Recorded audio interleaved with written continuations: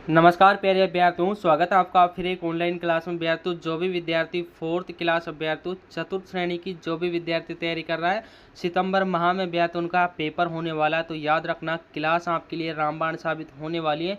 समय आपके पास अभ्यर्थियों बहुत कम बचा है। जिस भी विद्यार्थी ने राजस्थान जीके को अगर अभ्यर्थियों कंप्लीट कर लिया तो उसका सिलेक्शन 100% होने वाला है। तो रामबाण क्लास अभ्यर्थियों इंपॉर्टेंट क्वेश्चनों के साथ जो सीधे एग्जाम में छपने की संभावना होती है अभ्यर्थियों, वो क्वेश्चन हम इस क्लास में आपके लिए लेके आए। तो क्लास को एंड तक जरूर देख लेना अभ्यर्थियों। बात कर लेते हैं पहले क्वेश्चन की। तो पहला क्वेश्चन अभ्यर्थियों आपसे क्या पूछा है कि राजस्थान के एकीकरण की शुरुआत कब हुई थी अभ्यर्थियों, स्टार लगा के रखना। इस तरह के क्वेश्चन अभ्यर्थियों आपसे एग्जाम में पूछे जाने वाले। तो 18 मार्च 1948 को ऑप्शन अभ्यर्थियों आपका बी ऑप्शन आपका इसमें राइट आंसर हो जाता है। 18 मार्च 1948 को राजस्थान के एकीकरण की शुरुआत हुई थी। Option B is the correct answer. Star लगा के रखना अभ्यर्थियों, पहला क्वेश्चन इंपॉर्टेंट क्वेश्चन हो जाता है। अगले क्वेश्चन की बात कर लेते हैं अभ्यर्थियों। अगला क्वेश्चन आपसे क्या पूछा है कि राजस्थान का जो पूर्ण एकीकरण किस तारीख को हुआ था। पहले क्वेश्चन में अभ्यर्थियों आपसे स्टार्ट पूछा था कि कौन सी सन में स्टार्ट हुआ था। यहाँ पर आपसे पूछा कि ख़त्म कब हुआ था, राजस्थान का जो एकीकरण है वो किस तारीख को पूर्ण हुआ था। तो याद रखना अभ्यर्थियों, ऑप्शन ए आपका इसमें बिल्कुल करेक्ट आंसर हो जाता है। यानी कि 1 नवंबर 1956 को जो राजस्थान का एकीकरण है 7 चरणों में पूर्ण हुआ था। वो अभ्यर्थियों तिथि कौन सी है, 1 नवंबर 1956। ए ऑप्शन अभ्यर्थियों आपका इसमें बिल्कुल करेक्ट आंसर हो जाता है। अगले क्वेश्चन की बात कर लेते हैं अभ्यर्थियों। दोस्तों क्लास को पूरा जरूर देख लेना, आप खुद कहोगे कि क्या क्वेश्चन पढ़ा है सर ने।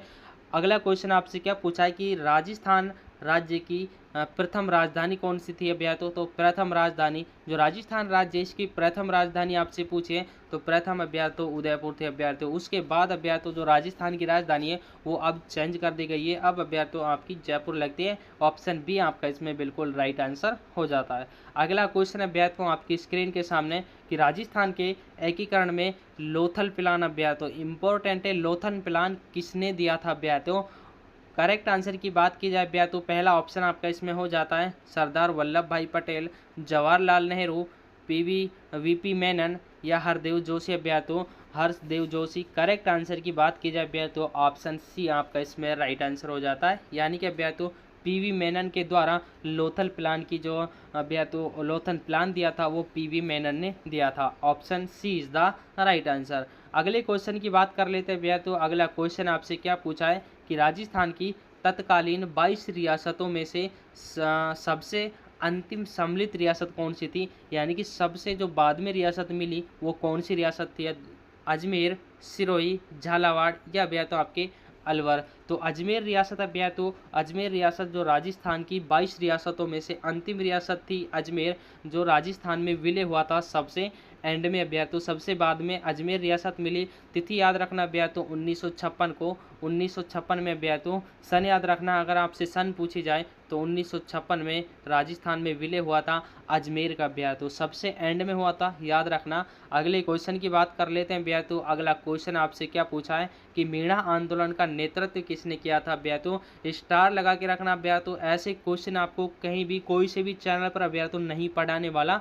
तो भी मीणा आंदोलन का नेतृत्व किसके द्वारा किया गया था। ऑप्शन हो जाते हैं अभ्या तो रघुनाथ शर्मा, मोतीलाल तेजावत, हीरालाल शास्त्री या आपका हो जाता है दौलत राम। तो अभ्या तो मीणा आंदोलन का जो नेतृत्व है वो अभ्या तो मोतीलाल तेजावत के द्वारा किया गया था। ऑप्शन बी आपका इसमें बिल्कुल राइट आंसर हो जाता है। अगले क्वेश्चन की बात कर लेते हैं भैया तो अगला क्वेश्चन आपसे क्या पूछा, याद रखना कि हर्ष पर्वत से प्राप्त ताम्रपत्र किस शासक से संबंधित हैं भैया तो हर्षवर्धन से हर्ष पर्वत से प्राप्त अभ्या जो ताम्रपत्र है वो किस शासक से संबंध रखते हैं ये आपसे पूछा है। नागभट्ट, भोज, हर्षवर्धन या अभ्या तो आपके चंद्रगुप्त। तो करेक्ट आंसर ऑप्शन सी हो जाता है। पता चलता है भैया तो हर्षवर्धन से इसका संबंध पाया जाता है, हर्ष पर्वत से हर्षवर्धन अभ्या तो याद रख सकते हो आप इस तरह से, एक ट्रिक सी हो जाती है। हर्ष पर्वत से जो ताम्रपत्र प्राप्त हुए वो अभ्या तो हर्षवर्धन के प्राप्त हुए। अगले क्वेश्चन की बात कर लेते हैं भैया तो अगला क्वेश्चन आपसे क्या पूछा है कि राजस्थान सेवा संघ की स्थापना कहाँ हुई थी। तो राजस्थान जो सेवा संघ है इसकी स्थापना आपसे पूछ ली है कि कहाँ पर हुई थी भैया तो ऑप्शन हो जाते हैं उदयपुर, अजमेर, जयपुर या भैया तो कोटा। तो करेक्ट आंसर की बात की जाए भैया तो राजस्थान सेवा संघ की स्थापना भैया तो उदयपुर में हुई थी, याद रखना। Option A is the correct answer. दोस्तों जितने क्वेश्चन क्लास में हो पाते हैं, 50 क्वेश्चन इस क्लास में हम करने वाले हैं, तो 50 में से भैया तो कमेंट में ज़रूर बताना कि आपके भैया तो 50 में से कितने क्वेश्चन सही हुए हैं। अगले क्वेश्चन की ओर चलते हैं भैया तो अगले क्वेश्चन की बात कर लेते हैं कि राजस्थान में राजस्व संघ, याद रखना भैया तो राजस्थान में राजस्व संघ की स्थापना किसने की थी? तो राजस्व संघ की स्थापना किसने की थी? हरदेव जोशी, केशव राव, झाबरमल शर्मा या भैया तो विजय सिंह पथिक भैया तो करेक्ट आंसर की बात की जाए भैया तो राजस्व संघ की स्थापना की बात आती है तो भैया तो विजय सिंह पथिक ऑप्शन डी भैया तो आपका इसमें करेक्ट आंसर हो जाता है। अगले क्वेश्चन की बात कर लेते हैं भैया तो अगला क्वेश्चन आपसे क्या पूछा है कि आज़ाद मोर्चे की स्थापना किसने की थी? भैया तो स्टार लगा के रखना, इंपॉर्टेंट क्वेश्चन है भैया तो आज़ाद मोर्चे की स्थापना किसने की थी? भैया तो माणिक्यलाल वर्मा, पृथ्वीराज कपूर, अर्जुन लाल सेठी या जयनारायण व्यास। तो आज़ाद मोर्चे की स्थापना भैया तो ऑप्शन डी यानी कि जयनारायण व्यास के द्वारा की गई थी। Option D is the correct answer.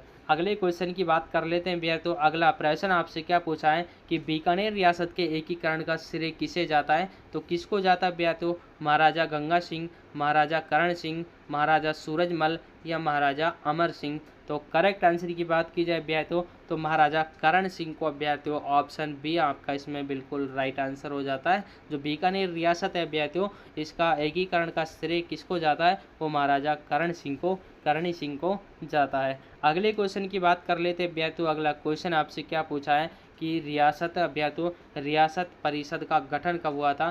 तो जो रियासत परिषद इसका गठन कब हुआ था सन आपसे पूछिए, याद रखना 2 से 3 क्वेश्चन आपको अभ्या तो सन के देखने को मिलेंगे। आपके जो चतुर्थ श्रेणी एग्जाम है इसका क्वेश्चन अभ्या तो आपको देखने को मिलने वाले हैं 2 से 3 सन को लेकर, याद रखना अभ्या तो भूल मत जाना। तो परिषदी जो रियासती परिषद है उसका गठन 1947 को हुआ था। ऑप्शन बी अभ्या तो आपका इसमें बिल्कुल करेक्ट आंसर हो जाता है।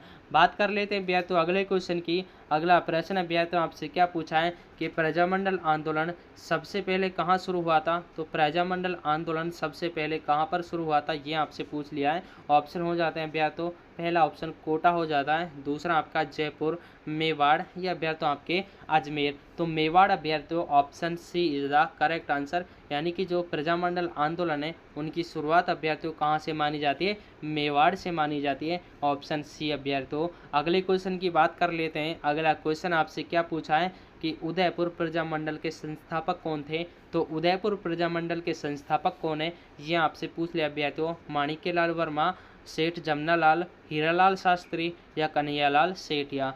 करेक्ट आंसर की बात की जाए भैया तो माणिक्यलाल वर्मा भैया तो ऑप्शन पहला आपका इसमें बिल्कुल राइट आंसर हो जाता है। माणिक्यलाल वर्मा के द्वारा उदयपुर प्रजामंडल की स्थापना की गई थी।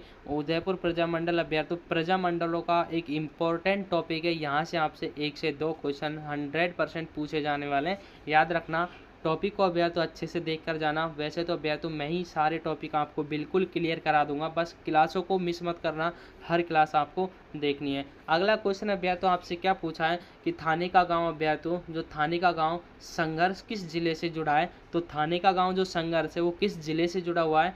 टोंक, कोटा, झालावाड़ या अभ्या तो भीलवाड़ा। तो भीलवाड़ा से अभ्या तो इसका संबंध माना गया है थाने का गांव अभ्या तो ये एक संघर्ष है, एक अभ्या तो नाम सा दे दिया गया है एक युद्ध को या एक लड़ाई को, एक संघर्ष को, थाने का गांव। ये भीलवाड़ा से संबंध रखता है अभ्यर्थियों। ऑप्शन डी आपका इसमें बिल्कुल राइट आंसर हो जाता है। अगले क्वेश्चन की बात कर लेते हैं अभ्यर्थियों। अगला क्वेश्चन आपसे क्या पूछा है कि राजस्थान राज्य की स्थापना कब हुई थी? इस तरह के क्वेश्चन भी अभ्यर्थियों आपसे पूछे जाने वाले, हाई लेवल से लेकर अभ्यर्थियों बिल्कुल नॉर्मल लेवल, हर तरह के क्वेश्चन आपको कराने वाला हूं और इसी तरह के क्वेश्चन आपके एग्जाम में आने वाले हैं। तो राजस्थान राज्य की जो स्थापना अभ्यर्थियों 1 नवंबर 1956 को, सन याद रखना अभ्यर्थियों 1 नवंबर 1956 को हुई थी। Option A is the correct answer. अगला क्वेश्चन है अभ्यर्थियों आपसे क्या पूछा है कि राजस्थान का उच्च न्यायालय वर्तमान में कहाँ पर स्थित है अभ्यर्थियों? तो राजस्थान का जो उच्च न्यायालय वर्तमान में कहाँ पर स्थित है अभ्यर्थियों? जयपुर, जोधपुर, उदयपुर या अभ्यर्थियों आपका बीकानेर। तो जोधपुर में अभ्यर्थियों, जोधपुर में राजस्थान का जो वर्तमान उच्च न्यायालय वो आपका जोधपुर में स्थित है। Option B is the right answer. बात कर लेते हैं भैया तो अगले क्वेश्चन की। अगला क्वेश्चन है भैया तो आपकी स्क्रीन के सामने कि राजस्थान उच्च न्यायालय की स्थापना कब हुई थी। इस क्वेश्चन में आपसे सन पूछा है भैया तो उस क्वेश्चन में आपसे स्थान पूछा था कि कौन से जिले में स्थित है, आपको सन बताने की इसकी स्थापना कब हुई थी उच्च न्यायालय की। करेक्ट आंसर की बात की जाए भैया तो इसमें आपका राइट आंसर ऑप्शन सी हो जाता है, यानी कि 1956 में भैया तो राजस्थान उच्च न्यायालय की स्थापना जोधपुर में की गई थी भैया तो। याद रखना, स्थान पूछे या सन पूछे भैया तो हर डाउट आपका क्लियर कराया जाएगा। अगला क्वेश्चन है भैया तो राजस्थान के पहले मुख्यमंत्री कौन थे। ये क्वेश्चन है भैया तो राजस्थान लेवल के हर एग्जाम में देखा जाता है। प्रथम व्यक्तित्व से भैया तो आपके 1 से 2 क्वेश्चन आने वाले हैं। तो राजस्थान के पहले मुख्यमंत्री कौन थे, तो हीरालाल शास्त्री भैया तो ये क्वेश्चन तो आपको याद होना चाहिए, नॉर्मल क्वेश्चन है भैया तो। राजस्थान के जो पहले मुख्यमंत्री थे वो हीरालाल शास्त्री भैया तो ऑप्शन पहला आपका इसमें बिल्कुल करेक्ट आंसर हो जाता है। बात कर लेते हैं भैया तो अगले क्वेश्चन की। अगला क्वेश्चन है भैया तो आपसे पूछा है कि राजस्थान की प्रथम महिला राज्यपाल कौन थी। तो करेक्ट आंसर की बात की जाए भैया तो प्रतिभा पाटिल आपका इसमें करेक्ट आंसर ऑप्शन डी हो जाता है, यानी कि जो राजस्थान की प्रथम महिला राज्यपाल थी वो भैया तो आपके प्रतिभा पाटिल, ऑप्शन डी आपका इसमें बिल्कुल करेक्ट आंसर हो जाता है। तो दोस्तों क्लास को यहीं पर स्टॉप करते हैं। 20 क्वेश्चन है भैया तो हम इस क्लास में कर पाएँ। 20 क्वेश्चन है भैया तो मोस्ट इंपॉर्टेंट क्वेश्चन थे, इग्नोर मत करना भैया। तो जो भी बच्चा चैनल पर नया आया हो चैनल को जरूर सब्सक्राइब कर लीजिएगा, क्योंकि जब तक आपका 4th ग्रेड का एग्ज़ाम, हाई कोर्ट का एग्ज़ाम नहीं हो जाता तब तक आपको लगातार कंटिन्यू क्लास मिलती रहेगी। और मैटर भैया तो आपको पता है बिल्कुल जेन्युइन मैटर यहाँ पर पढ़ाया जाता है, जो सीधे पेपर में छपने की संभावना होती है भैया तो मिलते हैं अगली क्लास में। बस एक लाइक वीडियो को करके जाना और एक कमेंट कर देना कि आप क्लास को कहाँ से देख रहे हो। मिलते हैं भैया तो अगली क्लास में, तब तक के लिए जय हिंद साथियों।